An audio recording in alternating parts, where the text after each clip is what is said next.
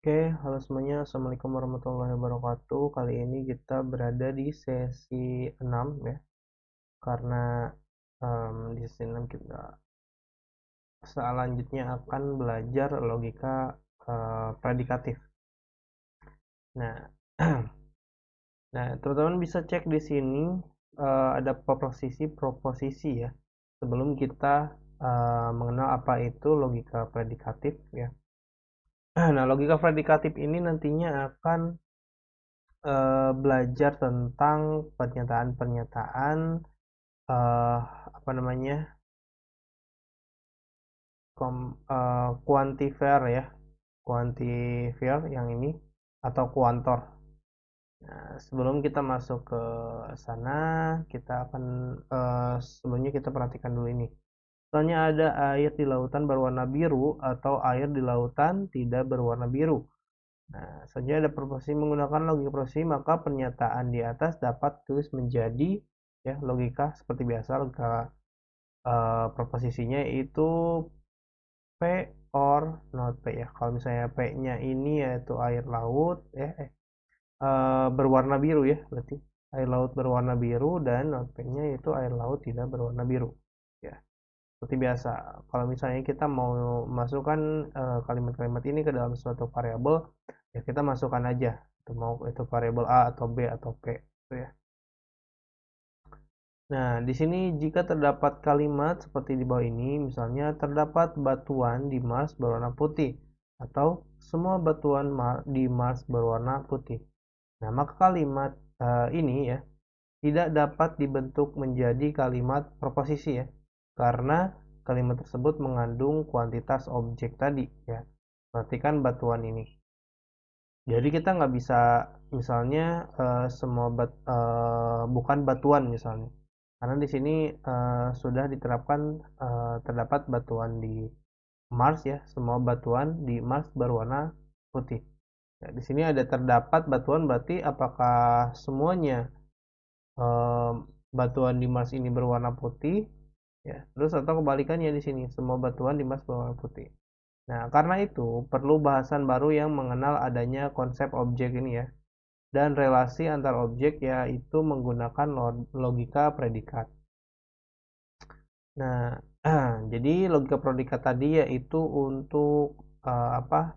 Mengenal adanya konsep untuk objek-objek ya, relasi-relasi gitu. Seperti misalnya batuan ini ya, apakah terdapat satu atau lebih batuan ya, atau bisa semua batuan gitu.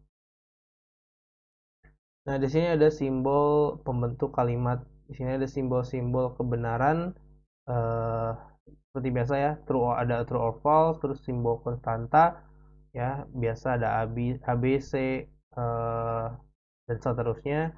Lalu di sini ada simbol variabel. Nah, kalau misalnya variabel ini U, V, W, X, Y, Z ya. Lalu ada simbol-simbol fungsi, lalu ada simbol-simbol predikat. PQR. Nah, ini bentuk pembentukan kalimat ya.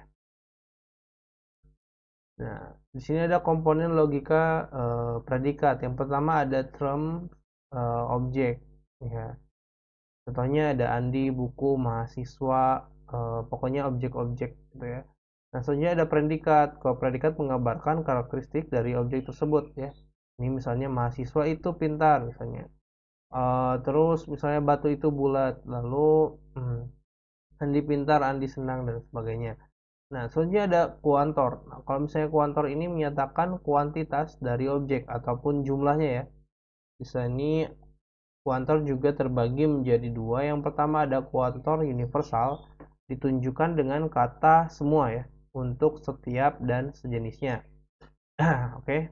Nah, misalnya semua mahasiswa pintar ya. Berarti itu dia pakai kuantor universal. Nah, nanti kita bahas lebih lanjut. Selanjutnya ada kuantor eksistensial, yaitu ditunjukkan dengan kata ada, terdapat beberapa atau sebagian ya, dan lain-lainnya. Yaitu bisa lebih satu atau lebih gitu ya. Nah, misalnya sebagian mahasiswa pintar gitu ya. Nah, itu berarti termasuk ke kuantor eksistensial ya. Jadi kita harus bisa membedakan. Nah, pokoknya ada kuantor universal sama eksistensial. Kalau universal ya semuanya, eksistensial itu sebagian atau beberapa. Lalu kita masuk ke ekspresi quantifier atau kuantor ya. Ekspresinya tuh gimana sih? Quantifiers merupakan notasi yang memungkinkan kita untuk mengkuantifikasi ya, atau menghitung seberapa banyak objek di semesta pembicaraan. Semesta pembicaraan ini ya tadi, kayak misalnya Andi pintar, lalu sebagainya. Pokoknya semesta ini yang segala sesuatu objek ya, yang memenuhi suatu predikat. Nah, di sini kalau misalnya kita cek tadi kuantor universal itu logonya A terbalik ya, yang berarti for all ya atau semua. Nah, teman-teman kalau misalnya mau mengingat-ingat ya, misal untuk logo ini berarti kuantor all ya, untuk semuanya. Atau universal quantifier atau kuantor universal. Nah, contohnya seperti ini, misalnya ada kuantor universal X ya dari PX. Berarti untuk semua X di semesta pembicaraan P berlaku gitu. Ya, nanti kita lebih jelasnya kita akan jelaskan di slide selanjutnya. Nah, selanjutnya ada apa namanya notasi untuk kuantor ekstensial ya ataupun eksistensi ya ataupun ada gitu ya. Nah, ini tuh seperti angka 3 sebenarnya, tapi ini seperti E terbalik gitu ya. Nah, ini kalau misalnya ini seperti A terbalik, kalau ini seperti E terbalik ya. Nah, berarti eksis terdapat atau eksistensial quantifier atau kuantor eksistensial. Nah, untuk apa namanya ekspresinya misalnya seperti ini, berarti ini artinya yaitu variabel x ini quantifiernya yaitu eksis ya, ataupun sebagian gitu. Jadi sebagian x. Nah, ini untuk keseluruhan atau semua x gitu. Berarti terdapat misalnya ini berarti terdapat x di semesta pembicaraan, bisa satu atau lebih ya, di mana px berlaku. Nah, jadi di sini ada simbolisasi ya pada logika predikat. Yang pertama, predikat dilambangkan dengan huruf besar ya, kayak P. Objek dilambangkan dengan huruf kecil yaitu X ya, mengikuti predikat. Jika ada dua objek, urutannya adalah pelaku penderita. Nah, jika ada kuantor, maka kuantor ditulis terlebih dahulu, kemudian diikuti oleh objek dan proposisi predikat.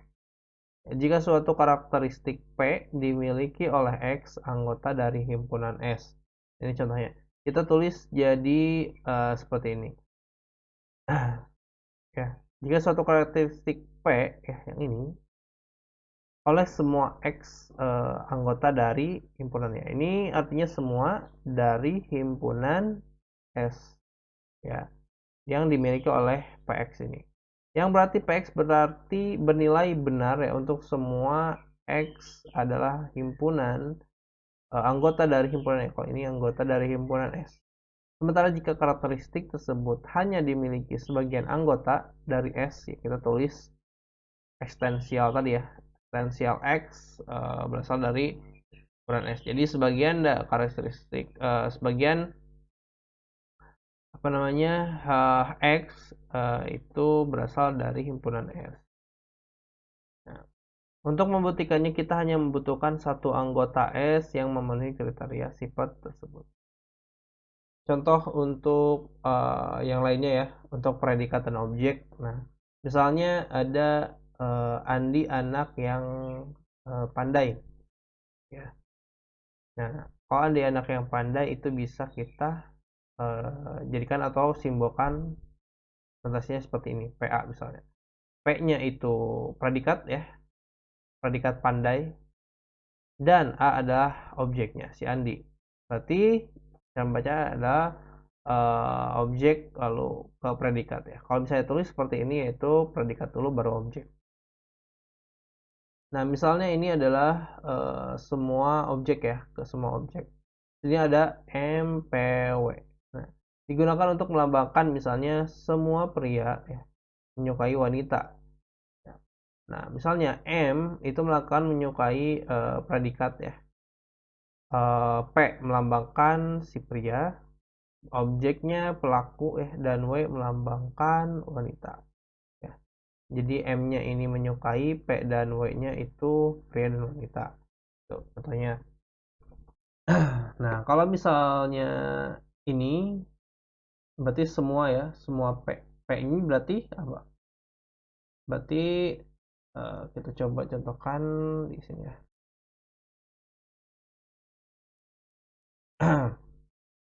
Nah, kita contohkan dulu. Nah, misalnya ini ada seperti ini, sorry. Sama seperti ini. Ya, ini semua P ya. P ini pria. Lalu di sini ada apa namanya? Predikatnya ya. Predikatnya M, P, W. Tadi udah dijelaskan di sini bahwa M ini melambangkan atau menyukai ya, predikat. Berarti P ini kan pria ya. Lalu W ini wanita. Berarti semua pria, karena ini tadi adalah kuantar universal, yaitu semua ya. Semua pria ya. Berarti ini artinya semua pria. Di sini menyukai. Nah, berarti artinya semua pria menyukai wanita ya. Nah, kalau misalnya ada lagi contohnya, yaitu kuantor dari X ya. Kalau di sini ada PX. Nah, P-nya apa? Semua saya ini bisa kita jadikan apa aja? Semua pegawai ya. Berarti ini pegawai ya. Pegawai memiliki kemampuan membaca yang baik. Berarti ini membaca. Oke. Jadi semua pegawai ya, pegawai memiliki kemampuan membaca yang baik. Nah, kalau misalnya kita pakai tadi apa? Ekstensial ya, berarti beberapa atau sebagian pembaca atau sebagian pegawai memiliki kemampuan membaca yang baik. Ya. Ada lagi, misalnya ada contoh ini. Nah, ini ada masing-masing variabel. Di sini C-nya itu berarti cinta, mencintainya misalnya. C, Y, X. Ya, ini ada Y dan X. Berarti setiap orang ya, X ini Y dan X ini orang lah. Setiap orang ya memiliki orang yang dicintainya atau seseorang yang dicintainya, karena Y-nya ini sebagian ya. Gitu. Oke. Hapus dulu coba. Oke. Nah, selanjutnya ada nested quantifier, yaitu quantifier bersarang adalah quantifier yang terjadi dalam lingkup quantifier lainnya. Misalnya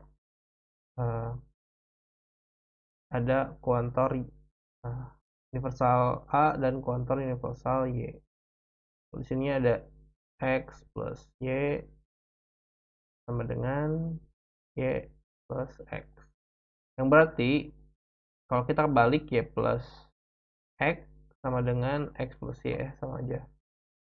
Nah, berlaku untuk semua bilangan real X dan Y. Gitu. Nah, kalau misalnya apa namanya, berarti si kuantor Y ya, kuantor X, sorry. Kuantor X ada kuantor Y. Berarti si kuantor all ini berarti berlaku untuk X dan Y ya. Jadi ini tuh semuanya gitu. Jadi kalau misalnya kita ibaratkan misalnya X dan ini orang ya, berarti semua orang misalnya ada kata kerjanya memiliki semua orang misalnya, atau semua apa gitulah ya. Pokoknya X dan Y ini bisa kita jadikan apa aja. Yang penting kalau misalnya udah ada kuantor seperti ini berarti udah kepemilikan ya. Nah, misalnya ada lagi kuantor ada kuantor X ya, dan apa kuantor universal X dan kuantor eksis Y ya. X plus Y sama dengan 0. Nah, Berarti untuk setiap X dan nilai Y, sehingga X plus Y sama dengan 0 ya. Nah, berarti di sini kalau misalnya kita buat kalimat si X-nya itu semua ya, semua orang, lalu si Y-nya misalnya orang juga memiliki seorang tadi ya, sama. Nah, soalnya di sini ada Y, Z dan sebagainya, berarti untuk setiap X, Y dan Z berlaku asosiatif seperti ini. Oke. Nah, soalnya ada let L X Y be the statement X love Y. Nah, berarti si L ini ya artinya love lah. Lalu di variabelnya ada X dan Y. Where the domain for both X and Y consists of all people in the world. Use kuantor tadi to express each of this statement ya. Nah, contohnya seperti ini tadi. Nah, everybody's love Jerry. Berarti kalau misalnya semua orang menyukai Jerry, kita cukup bisa tambahkan ya X-nya si Jerry ya. L love X Jerry.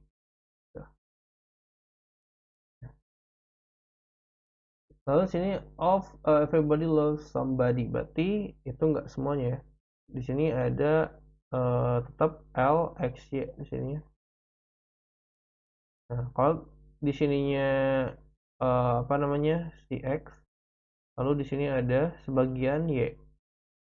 Oke.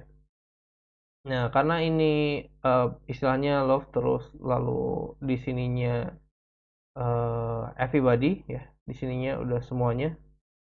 Terus di sini somebody. Berarti semua orang mempunyai orang yang dicintai misalnya gitu. Kalau misalnya kita bahasa Indonesia kan. Jadi kita udah tahu bahwa si X ini milik kuantor universal, si Y udah milik kuantor apa namanya sebagian ya gitu. Jadi kita bisa buat suatu kalimat yang menyatakan hal ini. Nah, terus di sini there is somebody whom everybody loves ya. Jadi kalau bisa kita balik sebagian dulu ya, sebagian dulu lalu X karena kita udah tahu L X Y ini mencintai ya. Kalau misalnya yang dalam kurung ini itu kita bisa representasikan apa aja, mau itu orang, mau itu hewan misalnya. Misalnya sebagian orang tadi, nih, sebagian orang yang mencintai seluruh orang lain. Jadi bisa dibalik. Oke. Nah, di sini ada lagi nobody loves everybody. Ya, kita bisa baca. Ya, karena ini tadi ya, berarti ini love, berarti kalau misalnya ada negasi, jadi nobody loves ya. Jadi tidak ada yang mencintai, tidak ada yang mencintai semuanya gitu. Everyone love himself or herself. So, jadi semuanya everyone, jadi semua gitu. Oh itu X ya. Atau karena ini X dua-duanya berarti semuanya mencintai dirinya sendiri gitu. Oke, untuk itu untuk apa namanya kuantor ya, untuk contoh-contoh kuantor. Nah, di sini ada lingkaran kalimat semua X bersifat PX adalah ada X yang tidak bersifat PX. Misalnya di sini lingkaran ya, atau misalnya negasi kuantor, kuantor juga ada negasinya ataupun bisa disebut lingkaran. Misalnya semua macan dapat memanjat pohon. Kalau misalnya ingkarannya ada macan yang tidak dapat memanjat pohon. Tuh. Lalu contohnya ada atlet sepak bola yang tidak terkenal. Lalu semua atlet sepak bola terkenal. Ya. Kita lihat contoh dari negasinya. Dari notasinya ya. Di sini. Berarti di sini ada atlet sepak bola tidak terkenal ya.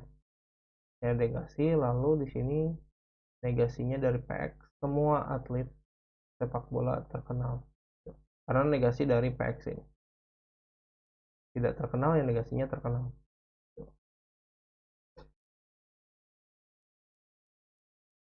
Ini contoh-contoh yang lainnya ya. Kalian bisa baca. Nah, ini untuk contoh-contoh negasi, disjungsi, diimplikasi dan sebagainya. Nah, selanjutnya silakan teman-teman buat contoh dari masing-masing pernyataan di atas. Ya. Ini buat latihan aja.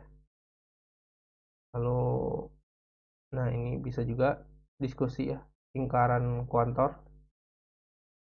Tapi ini untuk latihan ya, kalau misalnya untuk tugas nanti saya berikan di handling ya.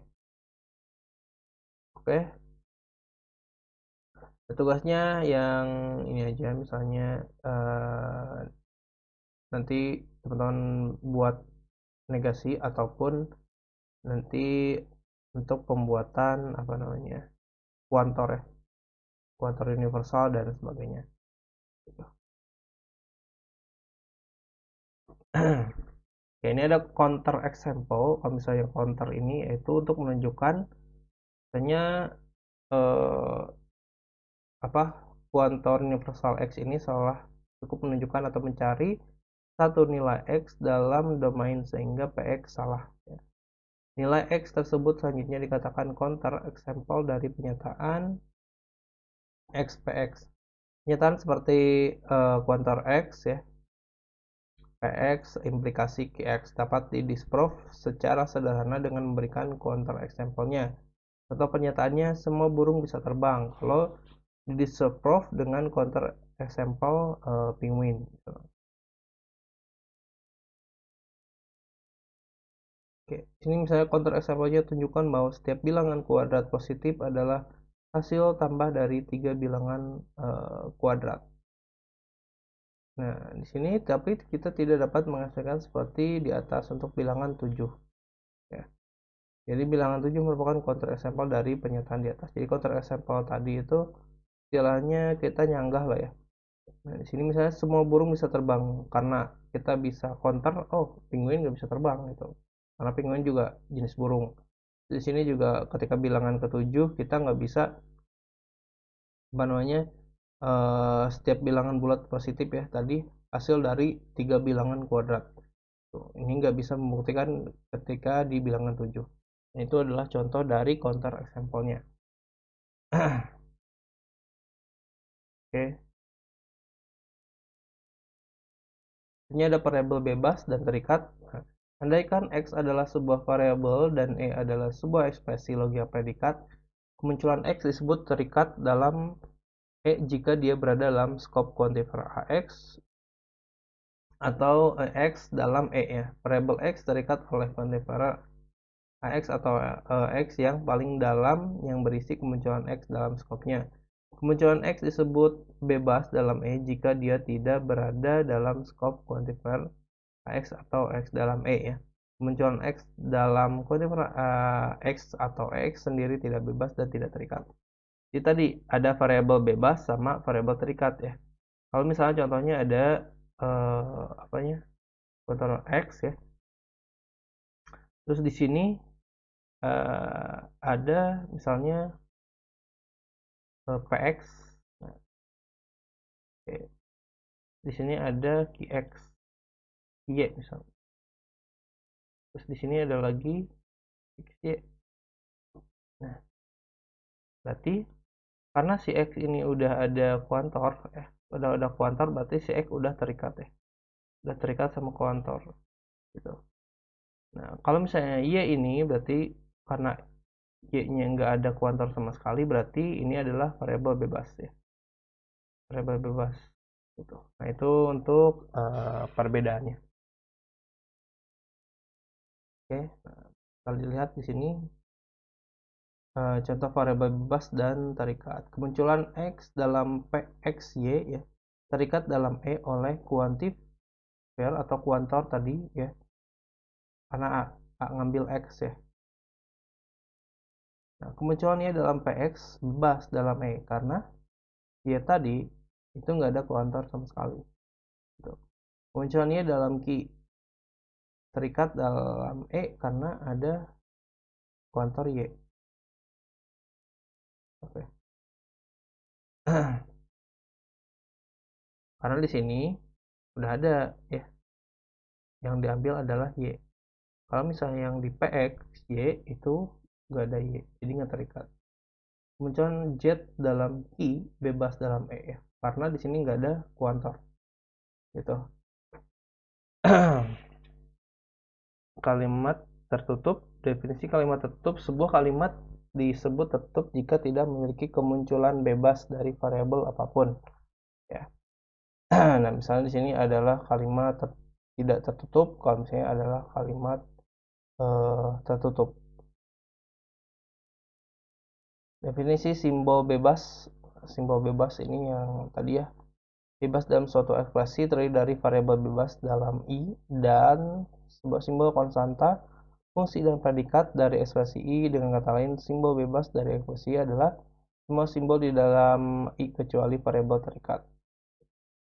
Nah, simbol bebas, variabel bebas Y, Z, konstanta A, simbol fungsi F, dan simbol predikat P dan Q.